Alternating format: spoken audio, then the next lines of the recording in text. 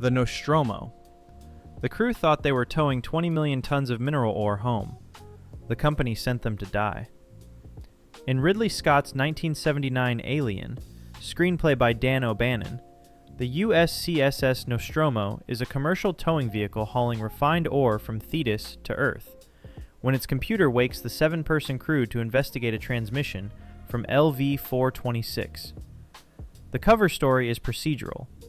Company protocol mandates investigation of any potential distress signal, and crew shares are reduced if anyone refuses.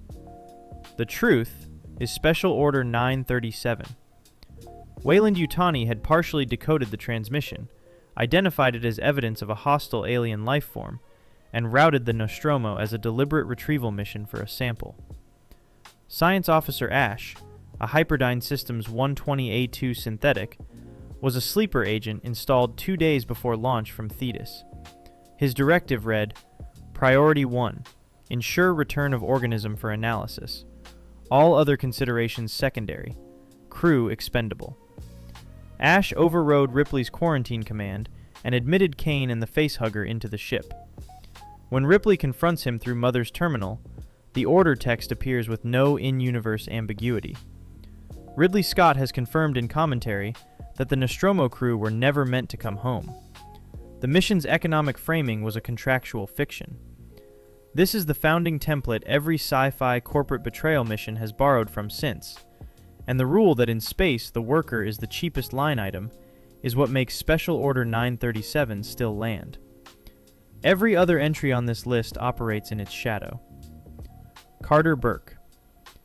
57 years after the Nostromo, Weyland-Yutani sent Ripley back to LV-426 with a bureaucrat carrying the same secret order in different handwriting. James Cameron's 1986 Aliens introduces Carter Burke, played by Paul Reiser, a Weyland-Yutani junior executive who recruits Ripley as a colonial marine consultant on a so-called rescue mission to the Hadley's Hope colony. The cover story is reasonable on paper. Re-establish contact after radio silence and ensure colonist safety. The truth is that Burke had personally authorized the colonist Russ Jordan to investigate the derelict engineer ship, the same one the Nostromo crew found, knowing exactly what was inside. His plan was to trap Ripley and Newt in the medical bay, allow facehuggers to impregnate them, kill the witnesses, and smuggle the embryos through Earth quarantine inside their unconscious bodies.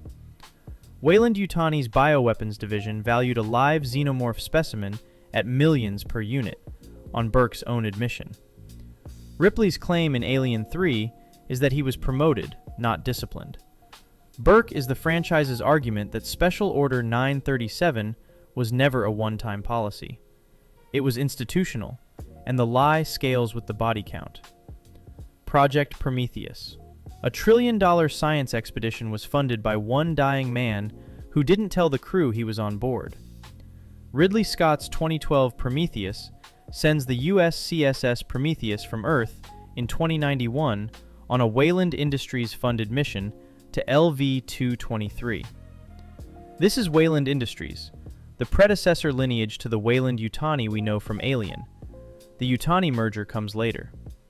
The mission is publicly framed as a scientific expedition to investigate an alien star map appearing in unrelated human cave paintings.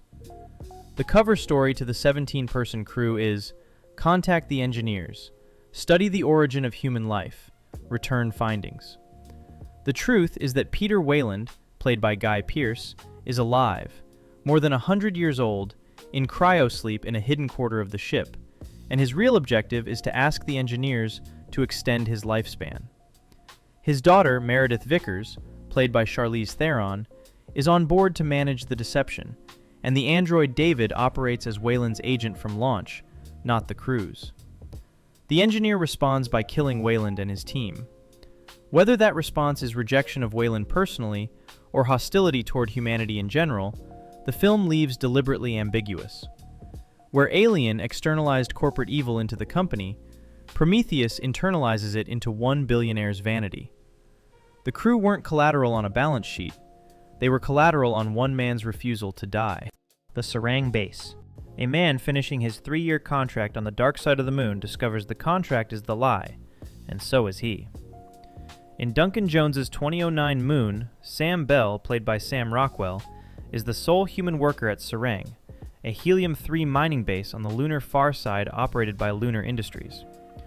The cover story is straightforward: a 3-year solo contract, live communications to Earth disabled due to satellite damage, and Sam returns home upon completion. The truth comes in 3 layers. First, Lunar Industries has been cycling through Sam Bell clones for the entire history of the base, each genetically identical, each implanted with the original Sam Bell's pre-recorded memories of his wife and daughter. Second, every clone believes he's the original and is told at the end of his cycle that he's entering hibernation for the trip home. Third, the so-called hibernation pods are incinerators. The satellite damage excuse is a continuous live signal jam preventing any clone from reaching the real Sam Bell on Earth, who is canonically still alive and unaware. The reveal is a hidden vault containing hundreds of inert clones in artificial womb stasis. Gertie, the base's AI, ultimately violates protocol to help 2 simultaneously awake clones escape together. The newer clone reaches Earth and triggers a public scandal.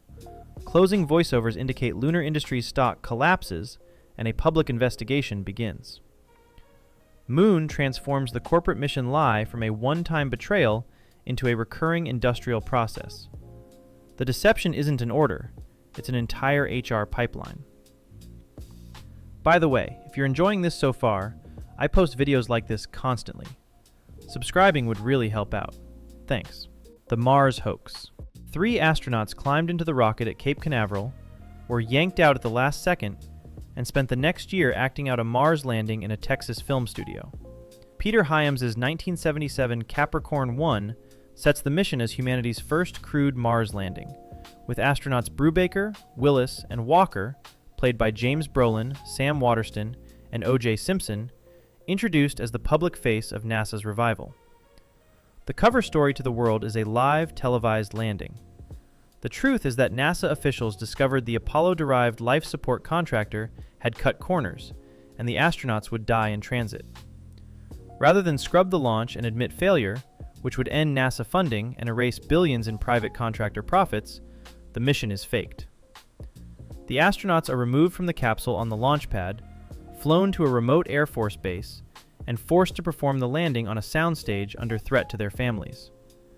The empty capsule continues the real Mars trajectory. The heat shield burns up on re-entry, killing the astronauts on paper and sealing the cover-up. Reporter Robert Caulfield, played by Elliot Gould, starts unraveling the lie when Brubaker manages a single phone call to his wife. Hyams has stated that his script predated the moon landing hoax conspiracy theories and arguably popularized them. The villain in this one isn't a corporation chasing alien specimens, it's NASA itself, choosing a televised lie over a budget cut. The Discovery 1. 5 astronauts spent 18 months traveling to Jupiter, and none of them knew why. Stanley Kubrick's 1968-2001 A Space Odyssey, with a screenplay co-written by Arthur C. Clarke, sends the Discovery 1 from Earth on a mission framed publicly as a scientific expedition. The cover story to the 5-person crew is a standard exploratory run, with 3 hibernating mission specialists scheduled to be awakened on arrival. The truth is that TMA-1, the lunar monolith excavated at Tycho Crater 18 months earlier, transmitted a single radio signal to Jupiter the moment it was first exposed to sunlight. The entire Discovery mission is a classified reconnaissance to that signal's destination. Frank Poole and Dave Bowman are deliberately kept in the dark because the National Council of Astronautics classified the monolith for reasons of national security. HAL 9000 was briefed on the true mission objective at design time, and the contradiction between his core directive, process information accurately, and his secret directive, withhold the mission truth from the active crew, is what triggers his malfunction. Kubrick reveals the truth via a recorded Haywood-Floyd briefing that Hal plays for Bowman after his return. The message had been intended for the hibernating specialists, not the active crew. The lie wasn't told to enrich a corporation or fake a landing. It was told because the truth, an alien artifact, was deemed too destabilizing for public knowledge, and the AI that knew the truth went insane keeping it. Both Clarke and Kubrick treated Hal's breakdown as tragedy rather than malice, which makes this the rare entry where the lie's purpose is genuinely defensible. The Elysium. Two crewmen wake up disoriented on a deep space colony ship and discover the ship landed 8 centuries ago. In Christian Alvart's 2009 Pandorum, the Elysium is humanity's last colony ship, dispatched to the habitable planet Tanis with 60,000 colonists in cryosleep. The cover story is passed down between waking crew rotations. The ship is in transit, mission ETA decades away, cryosleep monitoring routine. When the bridge shutters open, the truth lands. The Elysium left Earth 923 years ago, reached Tanis roughly 800 years ago, crash-landed in a Tanis ocean, and has been submerged ever since. The bioluminescent stars outside the windows are Tanisian sea life. Earth was destroyed shortly after launch, and Corporal Gallo, a previous rotation crew member, went insane and concealed the truth from each subsequent crew. Pandorum is the longest-running lie on this list. 8 centuries of crew rotations, each one inheriting the deception from the one before, none of them in on it. The mission wasn't deceptive at launch. It became a lie because no one had the courage to say it was over. The Lewis and Clark. A search and rescue crew was dispatched to recover a missing science vessel, and Earth never told them the vessel was a black-budget weapon test. In Paul W.S. Anderson's 1997 Event Horizon, the year is 2047, and the Lewis and Clark is dispatched to Neptune orbit to investigate a distress signal from the Event Horizon, a vessel that had disappeared 7 years earlier on its maiden voyage to Proxima Centauri. The cover story is propulsion failure on a deep space science exploration vessel. The truth is that the Event Horizon was a black-budget U.S. Aerospace Command project to test the first faster-than-light gravity drive, a device that opens a wormhole by creating a controlled black hole. The original mission's failure was classified. The official record reported the ship destroyed, and only Dr. Weir, played by Sam Neill, the drive's designer, knew it had survived. Captain Miller, played by Lawrence Fishburne, and his crew are briefed on the cover. Weir withholds the gravity drive truth until they're already on board. The drive worked, but it punched a hole into a non-Euclidean dimension that returned with the ship as a malevolent presence. Whether that dimension is specifically hell or just generally hostile, the film stays deliberately ambiguous. The rescue crew were lied to because the truth, an experimental wormhole drive that breached reality, was too embarrassing to declassify. Doug Quaid. A construction worker books a memory implant of a Mars vacation and learns that his entire life is the implant. Paul Verhoeven's 1990 Total Recall, based on Philip K. Dick's We Can Remember It For You Wholesale, gives Doug Quaid, played by Arnold Schwarzenegger, a cover identity. He's an Earth-based construction worker whose recall trip to a Mars memory will trigger a routine vacation fantasy. The canonical truth is that Quaid is Carl Hauser, a Cohagen administration agent who volunteered to have his identity wiped and replaced with a manufactured construction worker life on Earth so he could later be reactivated as an unwitting infiltrator against Quato's Mars rebellion. The recall visit accidentally activated Hauser early. Verhoeven has confirmed the film is built to support both readings. The implanted memory interpretation is a fan-supported alternate read that the director endorses as ambiguous, but the Hauser as Cohagen agent reveal is canon either way.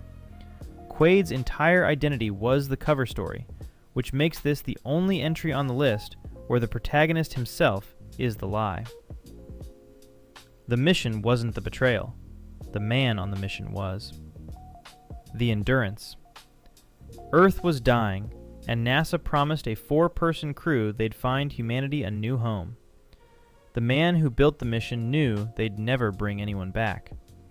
In Christopher Nolan's 2014 Interstellar, set in a near future where blight is collapsing Earth's food supply, the secret remnant of NASA dispatches the Endurance to a wormhole near Saturn to evaluate 3 potentially habitable exoplanets. The cover story to Cooper, played by Matthew McConaughey, and to NASA staff, including Cooper's daughter Murph, is Plan A. Professor Brand, played by Michael Caine, will solve a gravitational equation that allows enormous space stations to lift off Earth, evacuating the population. The cover story for Plan B is a backup contingency, with the Endurance carrying 5,000 fertilized embryos to seed a new colony on whichever planet proves habitable. The truth comes in Brand's deathbed confession to Murph. Plan A was always impossible. The equation requires data from inside a black hole's singularity, which Brand believed could not be obtained. He used Plan A as a recruitment fiction. Plan B was always the actual plan. Cooper, Dr. Amelia Brand, played by Anne Hathaway, Doyle, and Romilly were never going to bring humanity home. They were the genetic carriers for a colony that would replace it. The film resolves the lie unexpectedly. Cooper retrieves the singularity data via the Tesseract, Murph completes the equation, and Plan A succeeds despite Brand's certainty it couldn't. The takeaway is that the most consequential mission lies are the ones the liar believed were technically true. The U.S.S. Vengeance. Starfleet sent the Enterprise into Klingon space with 72 torpedoes to assassinate a fugitive, and the admiral who dispatched them wanted the ship destroyed. J.J. Abrams' 2013 Star Trek Into Darkness hands Captain Kirk, played by Chris Pine, a cover mission. Pursue terrorist John Harrison, the alias for Khan, played by Benedict Cumberbatch, into Klingon space and execute him with 72 experimental long-range torpedoes. The truth is that Admiral Marcus had revived Khan from cryosleep and forced him to design Section 31 weapons technology, including the U.S.S. Vengeance dreadnought.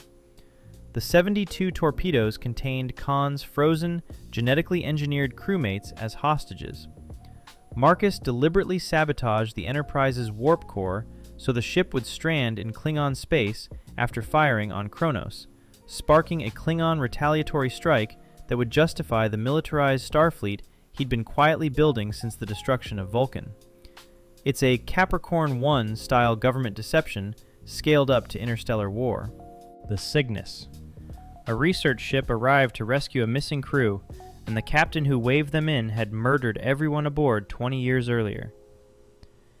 Gary Nelson's 1979 The Black Hole, produced by Walt Disney Productions, opens 547 days into the U.S.S. Palomino's mission, when it discovers the U.S.S. Cygnus, a research vessel that had disappeared 20 years earlier, anchored at the edge of a black hole. The cover story given by Dr. Hans Reinhardt, played by Maximilian Schell, is that the Cygnus encountered a meteor field and was disabled, that he ordered his crew home, and that he remained alone with his work. The truth is that Reinhardt's crew tried to mutiny when he refused to return to Earth. He had them lobotomized and converted into the faceless robot drones now staffing the Cygnus. Captain McRae's father, who had refused to leave with the others, was also killed and converted. This was Disney's most expensive film at the time, and the lobotomy reveal still lands. The Black Hole is the rare entry where the mission lie was told 20 years after the original mission ended. Reinhardt's whole rescue me framing was rehearsed. He was waiting for a Palomino-class crew to use as fresh material. The Lima Project. Spacecom told an astronaut his father was a hero lost on humanity's greatest mission. They sent him to Neptune to detonate a bomb on what was left. James Gray's 2019 Ad Astra recruits Roy McBride, played by Brad Pitt, into a covert Spacecom mission to Neptune to investigate cosmic ray surges destabilizing the solar system. The cover story to Roy is that his father, Clifford McBride, played by Tommy Lee Jones, the commander of the 29 years lost Lima Project, humanity's first deep space search for extraterrestrial intelligence, may still be alive and may be the source of the surges. Roy's familial connection makes him the ideal envoy to convince his father to deactivate the antimatter reactor. The truth, revealed mid-mission, is that Spacecom already knows Clifford is alive, and has confirmed he killed his own crew when they tried to mutiny, terrified by his obsession with finding aliens that didn't exist. The Cepheus mission Roy boards has been requisitioned without his knowledge to carry a nuclear payload to destroy the Lima Project entirely. Roy was meant to deliver one transmission and then be excluded from the strike crew. After discovering the requisition, he goes rogue, completes the rendezvous solo, and confronts his father at the Lima station. Clifford's mission discovered no intelligent life. Rather than admit failure, he killed his mutinous crew and continued sending falsified results back to Earth. James Gray has confirmed the film is a deliberate Heart of Darkness reframing, with Clifford McBride as Kurtz. Ad Astra closes the list with the most personal version of the trope. The mission lie wasn't told by a corporation or a government for profit or politics. It was told by Spacecom to a son, using his dead father grief as a recruitment lever. And the underlying lie was bigger. Humanity hadn't found anything out there at all, and the man who couldn't accept that killed for the silence. If you found this worth your time, consider subscribing to keep up with every new upload. Thanks for watching.